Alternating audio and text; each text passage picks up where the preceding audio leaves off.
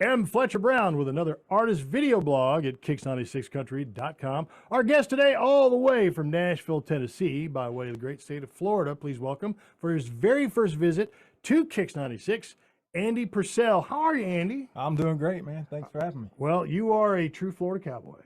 You know? I am. I'm a country boy. I would say cowboy. I know a lot about it, and I can write about it. Yeah. But I definitely know a lot about it. All right. Well, I mean, I say that because it's like you have a pretty interesting story. I mean, you're a young man, but before becoming a country music singer, you actually worked on the line. You were a lineman. Yes, power lines is my trade, and that's what I always thought I was going to do when I was 18. Got out of high school right into power lines, and one of the best careers for me, the best paths I could ever take. Really? How long did you spend as a lineman, like working? Oh, almost 20 years. Really? Yeah. I just, right out of high school and just kept grinding and thought I was going to do line work for the rest of my life, and then got it. Music just came to me, man. Well, okay, so was music maybe like a hobby for you, like in high school or anything like that? Were you in band or anything like that? Or? No, I was always intrigued by music growing up. My dad's side of the family was gospel. We went to church every Sunday, so that was embedded in me. My mom's side, so my mom was a rocker, my dad was oldies, and the country music came from the little town I grew up in with all my friends, I think it's the perfect formula of what I have, in my soul, for music. And my grandfather on my mom's side was a jazz musician, and he learned by ear, and he could never teach me. And I was always mesmerized when I'd watch him play. But he just said it, just watch me here, or, like this. And it just could never grasp it. Yeah. Oh, yeah. So I just kind of took the route for line work and, stuck to blue collar, mechanical type of trade. And my sister, she was a singer songwriter in the family. And I used to always ask her, man, how do you write a song? She said, I don't know, I'll just take a melody and, put words to it and create. I'm like, man, that's easier said than done. And in time, and it just evolved. I took a few guitar lessons. I used to sit in the music stores and just grab a guitar and just sit down with the people buying guitars and hear them jam, in the music. Because I really never had somebody sitting with me to learn, So took a few lessons just to jam with somebody, and then the rest of it was self-taught, YouTube, and on with being in a band. I'll tell people, once you're in a band, you got to step up to the plate, man, because if you don't, you ain't gonna be in the band. All right. Well, okay, so you spent almost 20 years as a lineman. Yeah. And somewhere in there, you decided, you were going to learn, music and learn how to play and sing and write songs and all that. At what point, what year did you decide, all right, I'm going to make a run at Nashville? Well, man, I could write a book about this whole journey, man. I'm taking these opportunities because I want to look back and say, man, I wish I'd have done that, because all these opportunities that I've had, it's just, they don't come by often. And the way this started, I wrote my first song called The Fans, which is out on all the music platforms. And I brought it into work. I was coming in on the midnight shift, and I had recorded it myself and a guitar on a CD, was playing it in the truck, sitting there waiting until the time comes in to punch the clock. One of the guys comes out, and I was like, hey, man, listen to this song I wrote, and he's like, man, are you kidding me? He said, you need to put that on radio. I was like, for real? So I love an endorsement like that. Inspiration. I was like, man, maybe I got something here. But at the time, I was like, you know what? I just want to record just to say I did it in my lifetime and have something just to keepsake, say I did a song, And so we got busy at work, and I had wrote a couple more songs, and then about 2 years went by, and everybody knew I was still writing and playing around, and Tropical Storm Debbie hit. So as a lineman, you're always constantly working storms. It's like ungodly amount of hours. I know. And I remember exactly where I was, what tree. It was midnight. I was up in the air trimming the trees off the lines. My buddies called me across town, another crew, and they're like, hey, man, we found your studio, man. This power line fell down in his yard, and he's got a 5-star studio at his house. His name is Del Couch. And I said, well, give me a card, man. That's crazy. So he gave me a card. We hit it off. He started a music foundation. and in that time I was just learning every bit I could in the studio. He also set up bands like festivals and stuff. He started this music foundation. In that foundation, the American Idol guy come out of the foundation. He was cut number 5 in 2014 season. His name's Sam Wolf. Mm-hmm. So I just went from playing the farmers market with the foundation to here comes the civic center with the homecoming, key to the town Sam's getting. I mean, a lot of stuff in the Bradenton, Manatee County area, which is a big area, and just things progressed from there. I kept chasing this. I went and was singing more and outlet malls, just kind of just it just grew, man. And then got a buddy of mine was like, man, we got to put a band behind you, and so we got a band.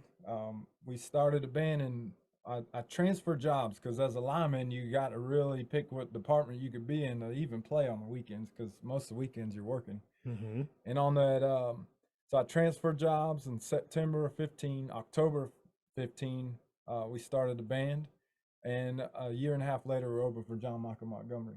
And then every year since a little over 7 years, I've had about 2 national artists I've opened for. Man, just grinding, man. yeah, I'm serious. Well, okay, so you say 2015-ish is about when you made the jump from lineman to professional musician ish. Yeah. All right, so you're approaching 10 years. And I got to point out, they call Nashville a 10-year town. So definitely, I've been grinding, man. I was chasing it part time that whole time throughout my lineman career. I worked for the power company, Florida Power and Light, and I was scheduling my vacation time around the band, all our shows. Just making sure I could get off on those times because storms come. I mean, you're dedicated to power company; they own you. So it was difficult, but we gambled, we got it, and now the last 2 years, I left the power company and I got married. Everything just lined up in my life where I was able to chase this dream, and now I'm full time, all in it to win it, and just trying to knock down every door that opens right now, and it's been a blessing, man. I'm telling you, I could write a book, man. well, your time could very well be now. All right, let's talk about the music itself. Let's talk about the current single, "Right Amount of Wrong." So, is it pretty self-explanatory? The title. What's the song about? So I'll tell you a little bit. I got this song. My sound man knew this guy named Terry Dennis. Terry wrote 30 Years in Nashville. Mm-hmm. So at the time, I had written a couple songs, and I was looking for other songs out there that I could put together and network. It's just a good thing to do because everybody's like, it's just good in music to network and use everybody's pieces of art to get them out there, So I reached out to Terry. And Terry's like, man, I got 30 years of writing, 4 filing cabinets full of songs, and man, check it out. See if you like anything. See if anything stands out. And this guy was writing with Tim McGraw, Tracy Lawrence back in the 90s, man, where that 90s vibe country was. As soon as I saw this song, I heard the demo, I was like, man, it popped out. Shared it with my wife. She was like, that's a good song. That's a good song. This song is when I went to the studio, I felt like a little Bellamy Brothers throwback to Redneck Girl, that vibe with a little Footloose in there, and then some people say they hear Neil McCoy in it. Ooh. So it's got that vibe, and then we put it out there. We did a full blown major music video in my hometown. 35 people, production crews, 6K cameras, auditioning for the actresses. I tell people, if you watch Dukes of Hazzard, Urban Cowboy, and Coyote Ugly, and you put those together, that's what this video is. It's out on YouTube, and we've been getting a lot of really good action on it, man. We released it on a platform called Country Rebel. They got like 8 million followers. Okay. And we were very fortunate to work with them. And now it's up to 127,000 views around there. And it's just been doing really well. I mean, the actresses, so we were looking for Daisy Duke. We were looking for Coyote Ugly Girls. Like everything just wrapped around. We got an old truck. We got Uncle Jesse. The older guy in there, Les, he's a CMA award-winning DJ, 25 years. So, and he's in all my videos that you see. We try to keep him, in the like Happy Gilmore, he got the same characters and stuff. But yeah, he's in there, and just a great time, man. We filmed 2 days, had 4 hours sleep each night, and made old gas station come back to life, and really cool stuff, man. So, right amount of wrongs with the Italians. A couple weeks ago, they saw the old truck. It's the old '70s Model Ford. He said, "Man, I love trucks." I opened it up. This is a story he's telling me, and he said, as soon as I opened it up, I heard the song. It was awesome, man. He said, "I got a show called the Cowboy Campfire Show. We stream it on Facebook over in Italy." He said, "You mind if we did an interview?" He said, "We're gonna have to translate." He said, "Well, I'll ask you a question, then we'll translate it back to the public, and then we'll come back on." It's like on a TV station over there in Lecco, Italy. And I said, "Yeah, man, that'd be awesome." So I went on the show. In the middle of the show, they were like, "Man, we can't hold it anymore. We got a surprise for you. We've been working on this." One of my buddies is a line dance instructor with 300 plus members in his studio, and we created a line dance for this song. So they panned over on the TV screen, and that night before they put together this whole line dance with many people out in this big lot. I mean, they were just getting it, and I mean, I'm getting chill bumps now just talking about it. And they created that, and then they come out with a whole instructional step-by-step line dance for this song. So it's been getting really a lot of recognition, man. A lot of out on country radio now. It's just really well, man. It's a really cool song. Okay, so the single, Right Amount of Wrong, is part of something you call the Waterfall series. Explain that. So I went to Nashville last year with 6 songs. I was in Nashville for 9 days, recorded 8 days with Mark Dreyer, just a renowned guitarist and producer, man. This guy made my songs come to life.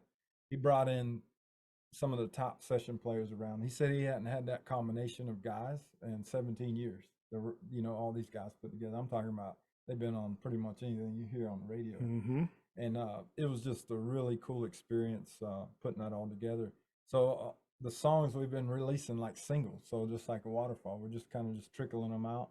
And we got a new one coming out this month, and just kind of giving the audience different songs. And a lot of these songs got that 90s vibe, country, which I was a big fan of, growing up on. So I'm really excited. I mean, the Right Amount of Wrong is that redneck girl. It's about a girl who's turning everybody's heads and knocking everybody's socks off.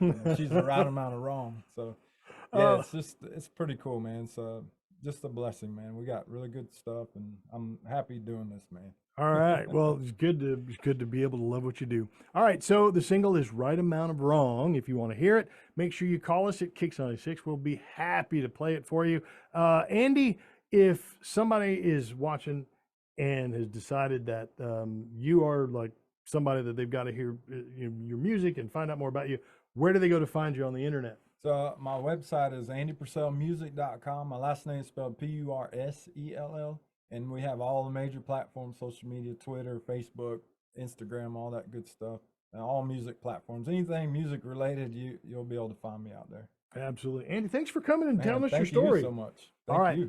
Look for a live performance from Andy Pursell elsewhere here on our YouTube channel, and we'll see you next time on another artist video blog at Kicks96country.com. She gets the right amount of wrong for me, dash her trash, talking sexy, walking, she's so awesome, she's the perfect blend of nice and all the innocence with a touch of sin.